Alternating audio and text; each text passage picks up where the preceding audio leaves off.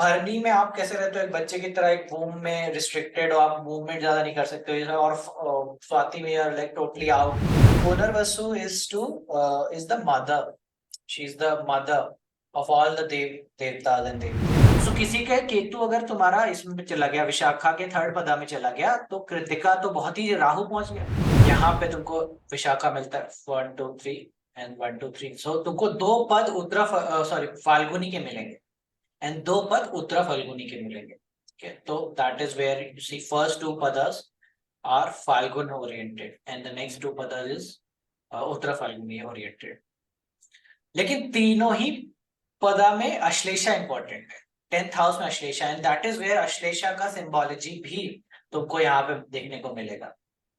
Because if you have seen ever snake procreating, so they always like ना entangled each other, वो आपस में एक दूसरे से ऐसा कह लो कि लिपट जाते हैं, that is there and that is why this sign is, मैं तुमको जब अश्लेषा पढ़ा रहा था तो I always told you about this thing, right? गले लगने का, दैट थिंग ना, गले लगने का अर्थ है तो हृदय से हृदय जुड़े, ये वाला कॉन्सेप्ट तुमको समझ आता, but you see Vishakha is actually where that symbology comes up in the 10th house. जैसे कि मैं तुमको हस्ता का बताया, ठीक है, स्वाति का बताया कि पीस का सिंबोलॉजी और ये सब चीज का, फ्लाइंग काइट का सिंबोलॉजी, उसी तरीके से तुमको विशाखा में that union is there. So whether it is entangled snake और it is गले लगना, heart to heart, that is there, and that is where like na, that is how people like na love each other, love का symbology as a कह लो ना, गले लगना और ये सारी चीजें हो गई, ठीक है। and that is where Ashlesha is important, how 10th house Ashlesha, because ultimately sexuality का जो हम लोग ने विस्तार से जो समझा था वो अश्लेषा में भी समझा था, याद करो। अश्लेषा में हम लोग कहते थे ना कि इट्स वेरी सेक्सुअल ओरिएंटेड और सारी चीजें हम उसके बारे में बोलते थे, चीजें समझते थे, सेक्सुअल एनर्जी और सारी चीजें बोलते थे, but the whole concept lies where जब 10th हाउस में आता है तब तुम्हें अब सब चीजें बैठती हुई मिलती है। 10th हाउस में अश्लेषा है, 11th हाउस में प्रजनन शक्ति है, एंड अल्टीमेटली यूनियन। सो इसी में दोनों आ गया ना, अब योग भी इसी में है, क्योंकि अश्लेषा जब पढ़ाया था तब योग भी पढ़ाया था, कुंडलिनी का, शक्ति का, ये सब का चीज का कॉन्सेप्ट भी बताया था, तो वो भी अब यहाँ पे तुमको 10th हाउस में मिला है, and that is ultimately leading to what is the union, is the ultimate union with the creation. Then in the 9th house, what you see is also, अगर pada wise जाए, so pada wise if you will see, there will be Punarvasu. All the four padas of Punarvasu will come in Vishakha. और इसी यही कारण है कि Vishakha is the birth nakshatra of Surya. Vishakha को शास्त्र में बोला गया कि it's a birth nakshatra of Surya, मतलब जहां पे सूर्य का जन्म होता है, you can obviously say directly that Punarvasu will give birth to Surya, sun, ठीक है, and that is why sun is called sun, because it will produce, it will, देखना वो पुत्र है इसीलिए, ऐसे भी हो सकता है, ठीक है। So sun is the, Vishakha is the nakshatra where sun is born, and sun is also like ना holding two worlds together, एक तो ब्रह्मांड है और एक अपना सृष्टि है, दोनों के बीच में वो लाइफ करता है, वही है जो दोनों को टिकाए वो Vishakha. and that is where also you see this dimorphic pair again comes in, because हमने जब पुनर्वसु पढ़ा था तो हमने दिति और अदिति की भी बात की, वहां पे भी डुअलिटी की बात की, ठीक है, वो वही डुअलिटी अब जाके 9th हाउस में रखते, तो it will give again a dual nature. So इसलिए विशाखा में भी डुअल नेचर का कॉन्सेप्ट आता है, जैसे हम तो अभी तक समझते आ रहे हैं, ठीक है। तो यूनियन कह लो, दो लोगों की कह लो, बात कह लो, पार्टनरशिप की बात कह लो, ठीक है, मैरिज की बात कह लो, ये सारे चीज का कॉन्सेप्ट आता है द्वितीय और द्वितीय। इसीलिए यहाँ पे दोनों है, एक तरफ सेक्सुअलिटी भी जा सकता है व्यक्ति और एक तरफ extreme level of spirituality, yoga, और ये सब चीजों के अंदर भी व्यक्ति जा सकता है, क्योंकि दोनों आयाम, एक दीप्ति का एक अदिति का, ठीक है। सो ये एक चीज है। ऑल्सो मीन्स कि एक प्रकार से बीच में बंधन भी होना, बंधन इन द सेंस कि बीच में फंसे हुए कि इसमें जाए, इसमें जाए, इसमें ना जाए। And that is where you will see moon in Vishakha, people are very undecisive. Undecisive मतलब वो लोग डिसीजन नहीं ले सकते ना। कृतिका नहीं है उनके पास, Krittika is very assertive decision maker, लेकिन ना उसको पता है कि ये चाहिए, ये नहीं चाहिए। एंड विशाखा से वो नहीं हो पाता कि एग्जैक्टली एक चीज को चुनना हो, थोड़ा मुश्किल है। डिसर्नमेंट नहीं, डुअलिटी है कि ये करो या ये ना करो, वो वाला चीज जो होता है ना, वो आना शुरू हो जाता है। विशाखा। पुनर्वसु में और क्या चीज है? Punarvasu is the mother. She is the mother of all the devtas and devi devtas. So that is why here Indra is born. His son born हो गए, ठीक है। That is why Vishakha is the nakshatra of birth nakshatra of sun. और पुनर्वसु, अब यहाँ पे दो चीजें, जैसे कि पहला पद देख लेते हैं। पहला पद will be in line with हस्ता, 12th हाउस में चला जाएगा, फाल्गुनी रहेगा। फाल्गुनी इज अबाउट प्रजनन एंड ये सारी चीजें। अश्लेषा का पद रहेगा, तो ऑलरेडी जो हम लोग बात करते आ रहे हैं। पुनर्वसु सेम थिंग, ठीक है। यहाँ पे will have Rohini. So Rohini in the 8th house, तो बेसिकली वही क्रिएशन की कमी लग रही है। रोहिणी इज लाइक कि 8th हाउस जाना कि अब उस वही घट रहा है, तो now you will be pulling Ashlesha, या कर्म करोगे अश्लेषा का, that is why you will create something, वो वाले प्रोसेस शुरू हो जाएगा। 7th हाउस में भरनी है, ठीक है। 7th हाउस में भरनी। अब दोनों में फर्क देखो। भरनी वॉज, उसका सिंबोलिज्म एज अ योनि बोला गया, वो चीजें, लेकिन उसके अंदर कौन सी एनर्जी थी? रिस्ट्रिक्ट, रिस्ट्रेन करने की एनर्जी। और उसके अपोजिट में कैसी एनर्जी है? उसके अपोजिट में स्वाति की एनर्जी है। स्वाति की एनर्जी कैसी है? फैलाव की एनर्जी है। एक तरफ रिस्ट्रिक्ट, रिस्ट्रेन, एक तरफ फैलाव। भरनी और स्वाति का एंगल है, ठीक है। तो भरनी में आप कैसे रहते हो? एक बच्चे की तरह, एक वूम में रिस्ट्रिक्टेड हो, आप मूवमेंट ज्यादा नहीं कर सकते हो। और स्वाति में यार लाइक टोटली आउट, पूरा मूवमेंट है, ये सारी चीजें हैं, ये वाली बात आ जाती है। और सेम कॉन्सेप्ट विल गो। और इसीलिए भरनी के अंदर क्या था? भरनी के अंदर people going into non sexuality हो जाते थे, एक ना, people who are not sexually oriented और समथिंग लाइक दैट, वैसा भी होने का कॉन्सेप्ट रहता है। सैटर्न डेबिलिटेटेड है, वो सारी चीजों में बात करती है, ऐसा भी होने का वो रहता है। बट उसके बिल्कुल अपोजिट में तुमको क्या मिल रहा है? पेयर का कॉन्सेप्ट मिल रहा है। इट्स अबाउट यूनियन का कॉन्सेप्ट मिल रहा है, ठीक है। वो वाले, इसीलिए जब हम लोग देखे तो Yama is somebody who has not married, और उसके जस्ट अपोजिट में यू आर सीइंग इंद्राग्नि, या और as a Indra who has married to a lot of people, ठीक है। सो ये कॉन्सेप्ट तुमको देखने को मिलता है कि वो डुअलिटी देखो कि किस तरह से दूसरा नक्षत्र बिल्कुल अपोजिट में गया, जो रिस्ट्रिक्ट, रिस्ट्रेन करने वाला था, सेक्सुअलिटी को नहीं पसंद करने वाला था, और उसकी तरफ एक दूसरा है जो कि यूनियन की बात करता है, पेयर की बात करता है। एक तरफ अविवाहित और विवाहित, ऐसा भी तुम देख सकते हो। सो ये आयाम तुमको देखने को मिलता है विशाखा के साथ। सो विशाखा नेटिव की लाइफ में it's very important for them to get married, to have marriage.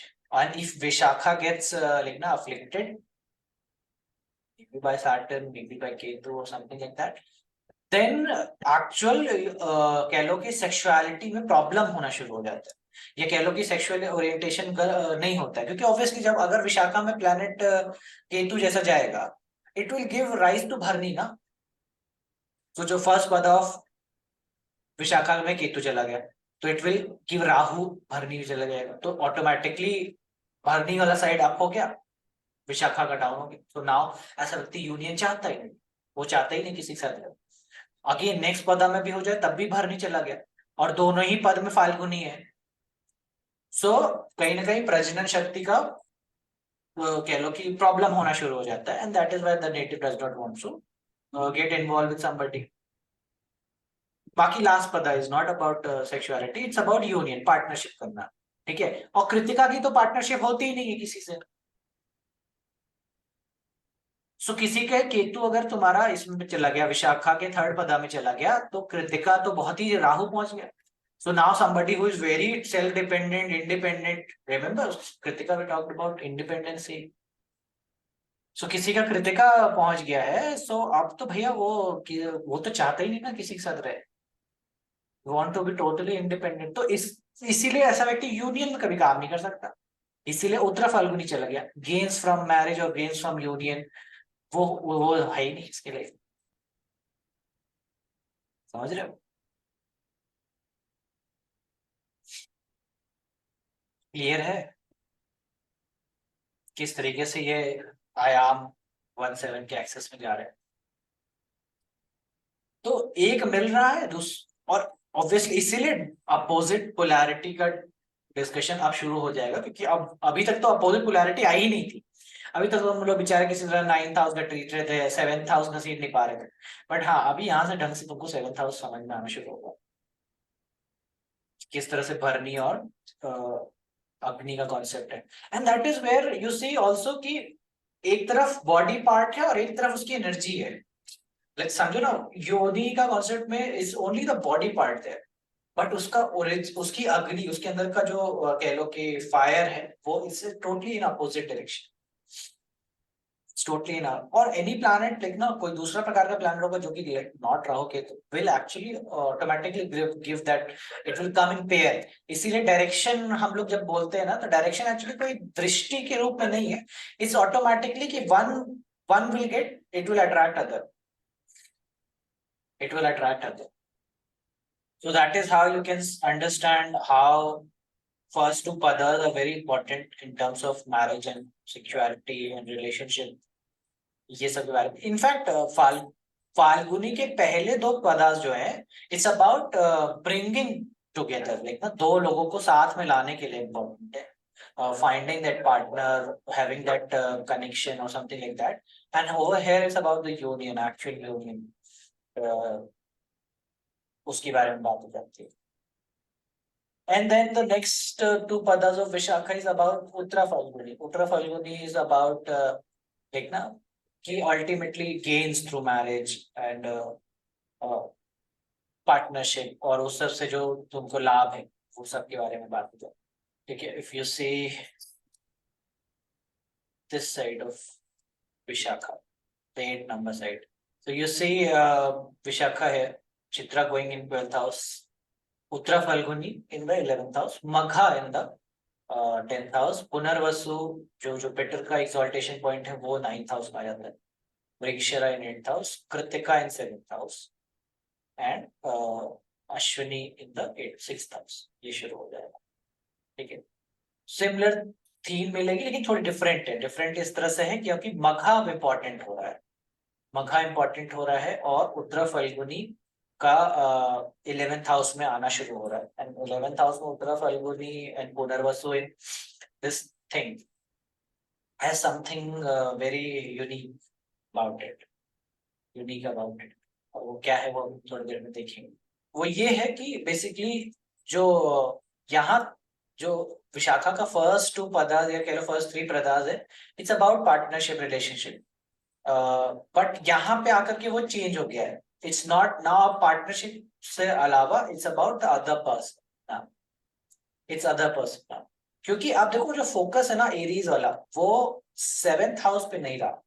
समझो कि मतलब जब सेक्सुअलिटी सेक्सुअलिटी बोल रहे हैं ना, तो वो it's also about 7th house में एरीज भी है, the focus is where, now the focus has shifted towards 6th house. So यहाँ पे अब जो है इट्स, अब तुमको उत्तरा फाल्गुनी अगर याद हो तो मैं तुमको बताया था उत्तरा फाल्गुनी किसके रिगार्डिंग का नक्षत्र है, चलो बताओ। उत्तरा क्या फाल्गुनी उत्तरा क्या था? फाल्गुनी? हाँ क्या है? ये रिवाइज नक्षत्र कर। ऑफ रिपेयर है। यहाँ पे हर चीज 2 बार करनी पड़ती है, एक बार में सही नहीं होती है। नक्षत्र ऑफ रिपेयर है। ठीक हम्म। है, इसीलिए a lot of doctors you will find start finding in the नक्षत्र ऑफ विशाखा's 4th पदा। ठीक है, नक्षत्र, क्योंकि यहाँ पे ऑटोमेटिकली अब जो रिपेयर है, मघा है, जुपिटर है 9th हाउस में और अश्विनी 6th हाउस में, तो रोग ऋण शत्रु इस पे जा रहा है फोकस। ठीक है, तो वो आ रहा है। एंड मघा 10th हाउस में मघा आ रहा है, now it's has shifted to power, या कह लो पावर, कह लो पोजीशन, कह लो उस पे तरफ 10th हाउस जा रहा है। एंड ऑल्सो अबाउट लाइक ना पितरीज एंड ऑल दोस, वो सारी चीजें आ रही है। एंड उत्तरा फाल्गुनी में यू आर रिपेयरिंग थिंग्स, तो रिपेयर करने का नॉलेज बढ़ रहा है। ठीक है, तो रिपेयर करने का। And it will be also a lot of mistakes is this बदा has, lot of mistakes means कि देखो, एक तरफ पुनर्वसु रीडूइंग थिंग्स, एक तरफ Uttara Phalguni repair of the things, so दो दो री आ गए। सो इसीलिए विशाखा में anything that happens in Vishakha will be not very, देखना एक झटके में चीजें नहीं हुई, it will be like a lot of struggle, issues, और वो सबसे होने के बाद हो। अश्विनी में क्या है, अश्विनी में इट्स शीघ्र व्यापनी शक्ति ना, आप समझो कि 6th हाउस में शीघ्र व्यापनी शक्ति चली गई, तो विशाखा के अंदर वो शीघ्रता नहीं, इस साइड मतलब, और शीघ्रता नहीं, क्विकनेस नहीं है। ठीक है, तो it will take time to repair, to rebuild, to redo things, to remanifest, हर चीज को दो बार में करने का, और वो सारा प्रोसेस शुरू हो जाता है यहाँ पे। And that is why moon is debilitated. ये एग्जैक्टली वही पता है जिसमें मून डेबिलिटेटेड होता है, समझ रहे हो, मून का डेबिलिटेशन पॉइंट है यहाँ पे। Why is moon debilitated? क्योंकि moon does not likes to redo things, moon does not likes to लिखना, बी लिखना मिस्टेक करके उसको ठीक करने का प्रोसेस में वो नहीं है।